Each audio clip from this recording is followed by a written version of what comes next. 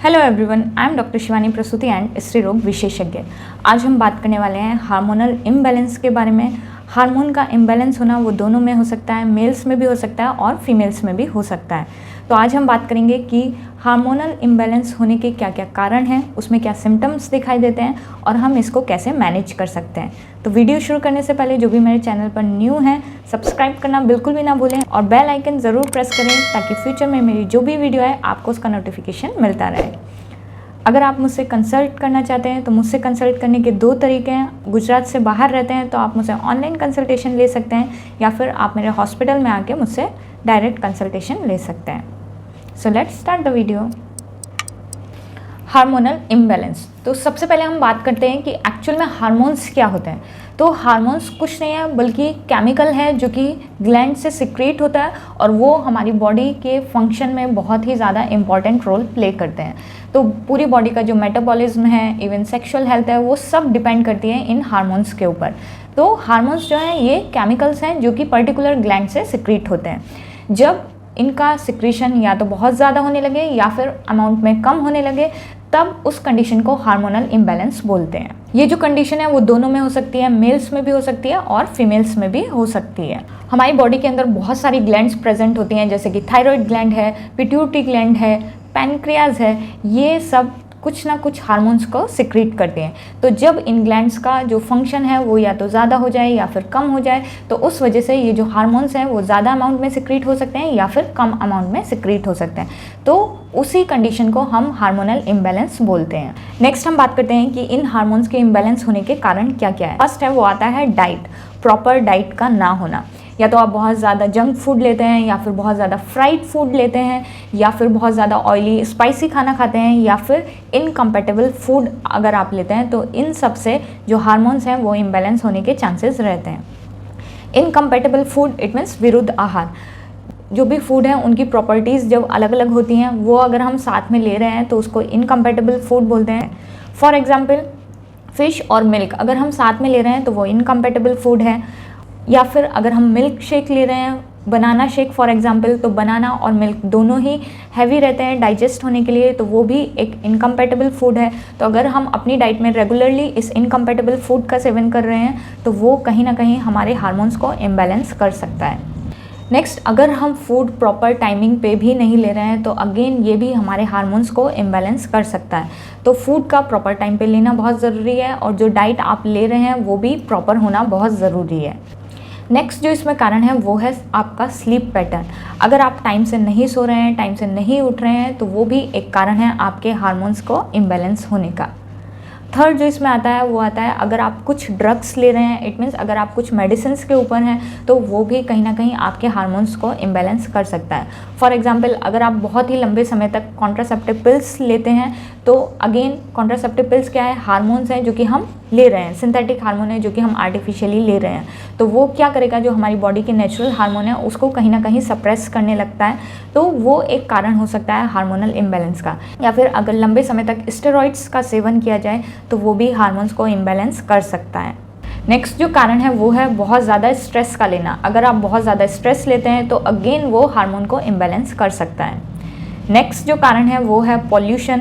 Again अगर आप ऐसी जगह पर रहते हैं जहाँ पर बहुत ज़्यादा पॉल्यूशन है तो अगेन वो हार्मोन इम्बैलेंस को लीड कर सकता है। लास्ट जो कारण है वो है कॉस्मेटिक प्रोडक्ट्स। रिसर्च हुई है कि जो कॉस्मेटिक प्रोडक्ट्स रहते हैं कहीं ना कहीं वो केमिकल्स हैं। तो अगर हम बहुत ज़्यादा केमिकल्स का यूज़ कर रहे हैं, कॉस्मेटिक प्रोडक्ट्स का यूज़ कर रहे हैं, तो वो भी हमारे हार्मोन्स को इम्बैलेंस कर सकता है। तो ये सारे कारण थे जो कि हार्मोन को इम्बैलेंस कर सकते हैं। नेक्स्ट हम बात करते हैं कि इसमें क्या क्या लक्षण दिखाई देते हैं। फीमेल में क्या लक्षण दिखाई देंगे और मेल्स में क्या क्या लक्षण दिखाई देंगे। तो पहले हम बात करते हैं फीमेल्स में क्या क्या लक्षण दिखाई देंगे। तो फीमेल में सबसे पहला, अगर कोई भी हार्मोन इम्बैलेंस होता है तो उसका इफेक्ट पीरियड्स के ऊपर पड़ता है। तो पीरियड्स जो है वो इरेगुलर हो जाएंगे या फिर जो पीरियड्स हैं वो ब्लीडिंग भी हो सकती है या फिर बहुत ज़्यादा स्कैंटी फ्लो भी हो सकता है। इट मीन्स पीरियड से रिलेटेड इश्यूज़ फीमेल में देखने को मिलते हैं। उसके साथ साथ में सडन वेट गेन होने लगेगा या फिर एकदम से वेट लॉस होने लगेगा। फेस पर बहुत ज़्यादा पिंपल्स दिखाई देने लगते हैं। एंग्जाइटी होना बहुत ज़्यादा, मूड स्विंग्स होना, हॉट फ्लैशेस रहना, पेशेंट डिप्रेशन में भी जा सकता है, हेयर लॉस होना। तो ये सारे लक्षण हैं जो कि मेनली फीमेल्स में देखने को मिलते हैं। नेक्स्ट हम बात करते हैं कि मेल्स में क्या क्या लक्षण देखने को मिलते हैं। तो मेल्स में भी जो वेट है वो एकदम से बढ़ सकता है या फिर वेट लॉस हो सकता है। जो एनर्जी लेवल है वो थोड़ा सा लो हो जाता है, लो एनर्जी लेवल फील करते हैं। इसके साथ साथ में कुछ फर्टिलिटी इश्यूज़ रहने लगते हैं, जैसे कि जो स्पर्म काउंट है उसका लो हो जाना। उसके साथ साथ में जो और सिम्टम्स हैं वो है इरेक्टाइल डिसफंक्शन का होना, loss of libido, it means जो सेक्सुअल एक्टिविटी है उसमें कम इंटरेस्ट होना। तो ये सारे सिम्टम्स हैं जो कि मेल्स में देखने को मिल सकते हैं। नेक्स्ट हम बात करते हैं कि कौन कौन से डिजीज़ हैं जो कि हार्मोन इम्बैलेंस होने की वजह से मेल्स और फीमेल्स में देखने को मिलती है। तो पहले हम बात करते हैं फीमेल्स के अंदर कौन कौन सी डिजीज़ हैं जो कि हार्मोन्स रिलेटेड हैं। तो उसमें सबसे पहले irregular periods, then PCOD, hypothyroidism, hyperthyroidism, infertility, breast issues हो सकते हैं, ब्रेस्ट कैंसर हो सकता है, ovarian cyst, ovarian cancer, ovary से रिलेटेड इश्यूज़ हो सकते हैं। मेल्स में हम बात करें तो थायराइड इश्यूज़ हो सकते हैं, इट मीन्स हाइपोथायरॉयडिज्म की कंडीशन हो सकती है, हाइपरथायरॉयडिज्म की कंडीशन हो सकती है, हाइपरप्रोलैक्टिनीमिया हो सकता है। इसके साथ साथ में मेल इनफर्टिलिटी के इश्यूज़ भी हो सकते हैं। नेक्स्ट हम बात करते हैं कि हम अपने हार्मोन्स को कैसे बैलेंस रख सकते हैं। तो आयुर्वेद में जो फर्स्ट लाइन ऑफ ट्रीटमेंट बताया गया है वो बताया गया है निदान परिवर्जन। इट मीन्स जो कॉज है हमको उसको ही इरेडिकेट करना है, इट मीन्स उसको ही ख़त्म करना है। तो जैसे कि मैंने कॉज में बताया था कि जो सबसे फर्स्ट है वो है डाइट आपकी। तो आपकी जो डाइट है वो प्रॉपर होनी चाहिए। सबसे पहले तो आपको जंक फूड बिल्कुल भी नहीं लेना है, से नो टू जंक फूड। आपको बिल्कुल भी जंक फूड नहीं लेना है, बहुत ज़्यादा डीप और फ्राइड फूड्स नहीं लेने हैं आपको, बहुत ही ज़्यादा ऑयली और स्पाइसी खाना नहीं खाना है। तो ये तो हुआ कि आपको किस तरह का खाना नहीं खाना है। देन आपको खाना कब खाना है, किस टाइम पर खाना है, that is also very important. तो आपको खाना प्रॉपर टाइम पर लेना है। खाना आपको तभी खाना है जब आपको भूख लगे, बिना भूख लगे आपको खाना नहीं खाना है, क्योंकि जब तक भूख नहीं लगती है इट मीन्स जो हमारी डाइजेस्टिव फायर है वो स्लो है। तो अगर बिना भूख लगे आप खाना लेंगे तो वो प्रॉपरली डाइजेस्ट नहीं हो पाएगा और अगेन जो टॉक्सिन्स हैं वो हमारी बॉडी में प्रोड्यूस होने लगते हैं। तो इसलिए आपको खाना तभी खाना है जब आपको भूख लगे।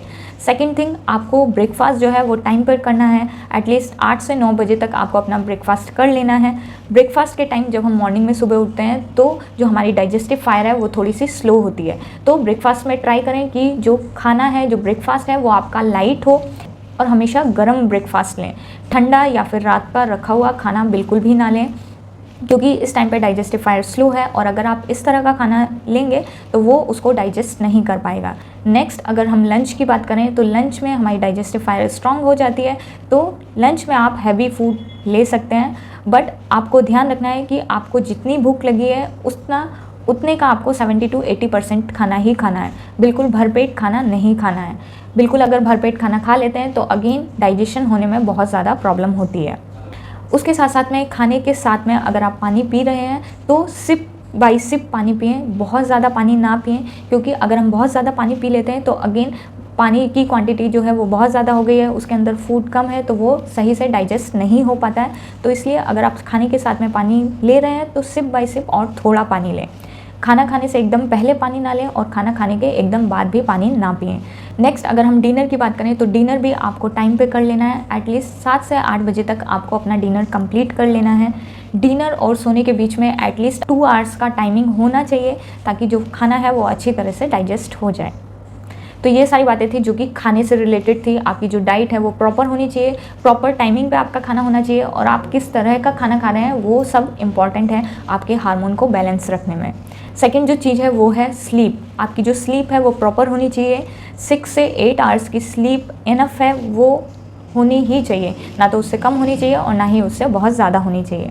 दिन में नहीं सोना है, डे स्लीप अवॉइड करें। अगर आप करते हैं तो सिर्फ समर के सीज़न में बताया गया है कि जो डे स्लीप है वो कर सकते हैं, अदरवाइज़ आयुर्वेद में डे स्लीप को बिल्कुल अवॉइड करने के लिए बोला गया है।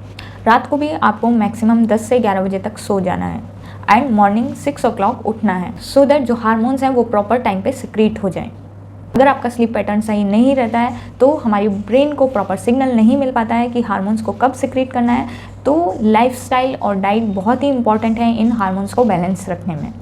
नेक्स्ट है योगा या एक्सरसाइज। सुबह उठकर योग ज़रूर करें, वो बहुत ही हेल्पफुल रहते हैं हार्मोन्स को बैलेंस रखने में।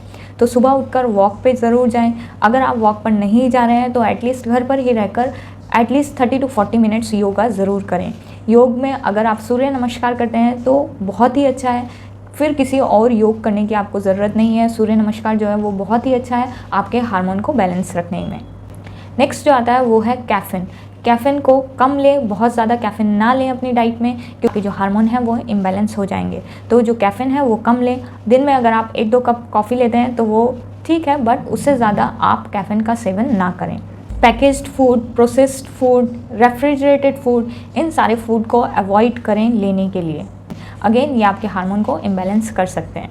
गट हेल्थ जो है वो बहुत ही इम्पॉर्टेंट है। आपका खाना डाइजेस्ट होता है या नहीं होता है, आप क्या खा रहे हैं, वो बहुत ही ज़्यादा इम्पॉर्टेंट है आपके हार्मोन को बैलेंस रखने में। सो ये सारे तरीके थे जिससे आप अपने हार्मोन को बैलेंस रख सकते हैं। नेक्स्ट हम बात करते हैं कि आयुर्वेद में क्या क्या ट्रीटमेंट है जिससे हार्मोन को बैलेंस किया जा सकता है। शोधन थेरेपी आयुर्वेद में बताया गया है। इट मीन्स प्यूरिफिकेशन थेरेपी, जो आपकी बॉडी है उसको डिटॉक्सिफाई करना है ताकि जो आपके दोषाज हैं वो बैलेंस हो सकें और जो हार्मोन्स हैं वो प्रॉपर टाइम पे सिक्रीट हो सकें। तो शोधन थेरेपी में पंचकर्मा थेरेपी आती है, वो आप ले सकते हैं। नस्य कर्म जो बताया गया है वो भी बहुत ज़्यादा बेनिफिशियल रहता है। इसके साथ साथ में आप शिरोधारा करा सकते हैं। अगर आपका स्ट्रेस होने की वजह से हार्मोन इम्बैलेंस है तो शिरोधारा का बहुत अच्छा रिजल्ट रहता है हार्मोन को बैलेंस करने में।